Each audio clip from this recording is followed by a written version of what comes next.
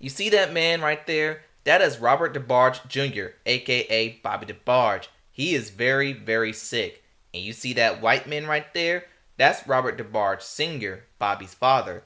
He walks in and the entire family was shook for some reason. But by the way, what is that wig?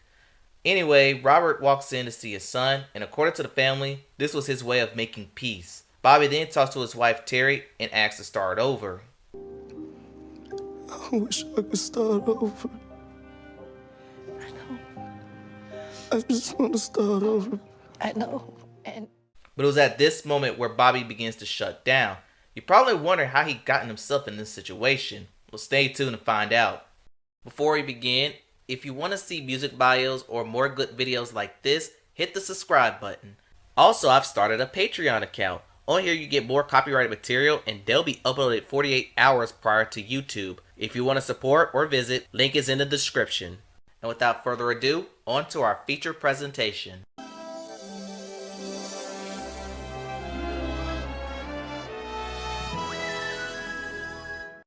Flashback to 1980 on the show Soul Train, more so Soul Caboose. I'm pretty sure Switch had more members than this, and the wigs. This will be a persistent problem in this movie.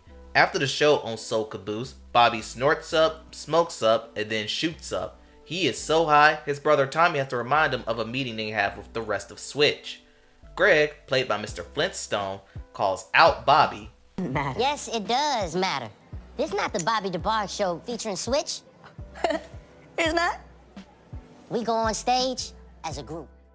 And I'm not the only one that feels like they borrowed lines from the Temptations biopic. But after this meeting, Tommy checks his brother's behavior and tells him that he's becoming his father.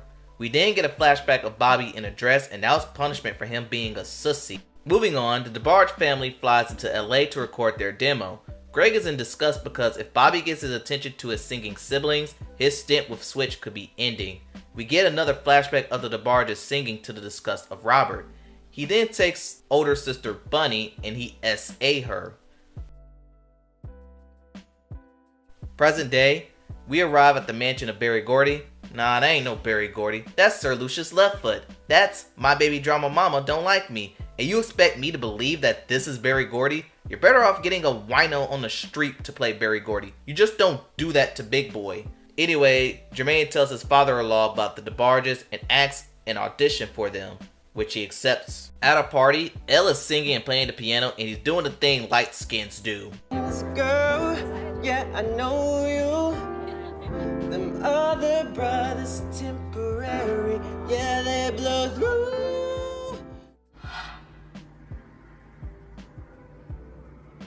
Boy, if you don't get... The next day, they arrive at Motown and Bobby gets an encounter from LaToya Jackson. They're in a relationship and it was rumored that I Call Your Name was about the relationship.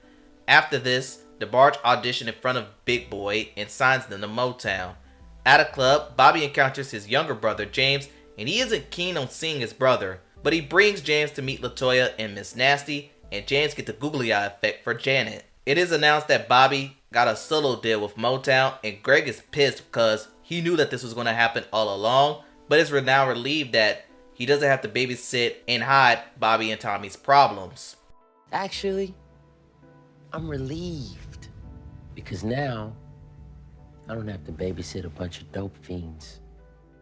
But Bobby's solo career is off to a rocky start. Like what he's done with Switch, he's late to sessions if he shows up, a procrastinator. Basically, he's mentally unfit to go solo. And the reason why I say this is because being in a group, you can hide some of the demons, but being on your own, your problems are more upfront. And I did mention this on my high five video. Y'all should go check that out. But anyway, Bobby then has a conversation with his mother and brings up Detroit with Robert. But he ain't trying to hear it, but his mother urges him to have this conversation. But it comes off as trying to make excuses for an abusive man. Bobby calls her out because she knew what was going on, but she did nothing. I told you, ma! I told you! She told you out of her own mouth with her own words what he was doing her, and you just, God!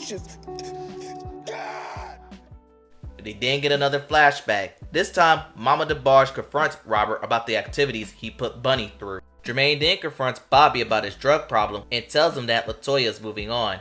DeBarge then performs I Like It on Soul Caboose with their new member James.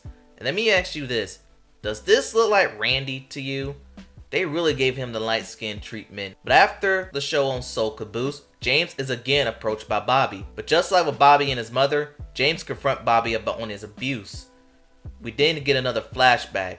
James is being verbally abused by older brother Bobby, and the reason for this was very heartbreaking. Daddy! Daddy didn't love me like he loved you, James. After this, James approaches Janet into getting married, and we'll never hear from this topic again. Bobby then has a meeting with Motown, and they announce that they're dropping Bobby DeBarge from the label. He keeps asking for Jermaine, but unbeknownst to him, Jermaine has since left Motown to reunite with his brothers. At a party for younger brother Chico, Bobby meets Terry and he starts to flirt. The two fall in love, get married, and have 2 children. And for the most part, he kept his nose clean. Before his brother Chico, he's in the drug trafficking business. Chico wants to smuggle drugs to LA for a big payday. Chico believes that this will work, and it does. That is until, unsurprisingly, Chico breaks crack commandment rule number 8 and gets caught by the feds waiting for him at the airport. In interrogation, Chico sings a different tune and turns on his brother Bobby. Back in Michigan, the feds then get Bobby, and he too is arrested for drug trafficking and is sentenced to 5 years in a prison in Wisconsin. He gets into a big prison fight and is nearly beaten to death, but in the infirmary, he finds out he tested positive for HIV. Be positive. AIDS? Are you serious? Yes, I'm afraid. And am I the only one that feel like they copied this scene straight Outta Compton? But Bobby gets out and tries to resume his music career, but sadly he loses his battle with AIDS in 1995. But in the background, the song being played is a song written by Bobby and is sung by his actual son, Bobby III.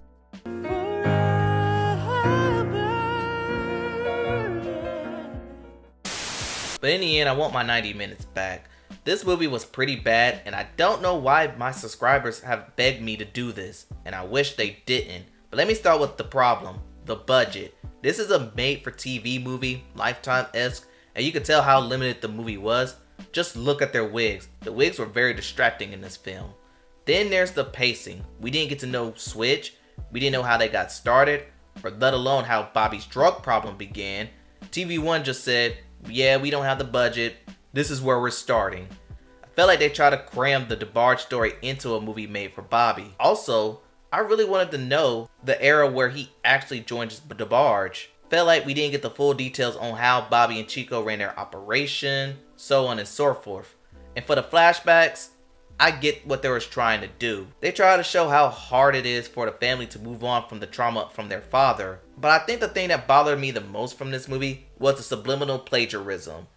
I only gave out 2 examples in this movie, but I felt like there were more. But in conclusion, this movie is a disservice. I've seen a ton of YouTube videos on this family, and they do a far superior job on them than this movie did.